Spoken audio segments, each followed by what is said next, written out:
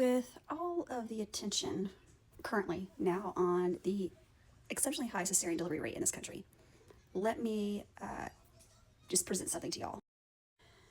Generally speaking, if the fetus has a lethal or fatal fetal anomaly where we know that the neonate is going to pass away shortly after birth, the recommendation is for vaginal delivery, whether someone has had a C-section in the past or not.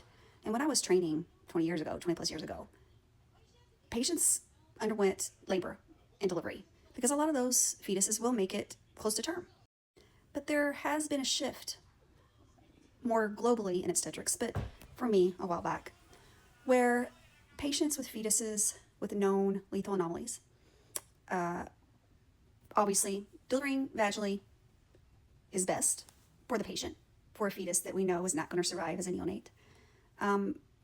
But there's a chance that during the course of labor that the fetus will not survive labor and may be born unalive.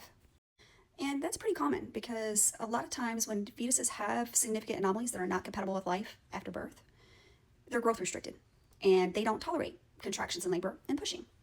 And when a fetus has a known fatal anomaly or anomalies, the patient has the option to not undergo monitoring during labor, and then the neonate enters palliative care. Where we deliver, we do have a palliative care program in these situations. So recently, and in the past, but recently, I had a patient whose fetus had an anomalies where the neonate was not going to survive. And she wanted the best possible chance of spending any alive hours with her neonate. And she did not want to go through labor because she knew that labor could mean the baby being born unalive. Now, back when I was training, that was not an option for them. It wasn't. But it is now. Why? Because patients have a say, even in these situations. So that's what she got. The baby was born alive, and she had time with a living neonate, even though she knew those hours or even minutes wouldn't last long.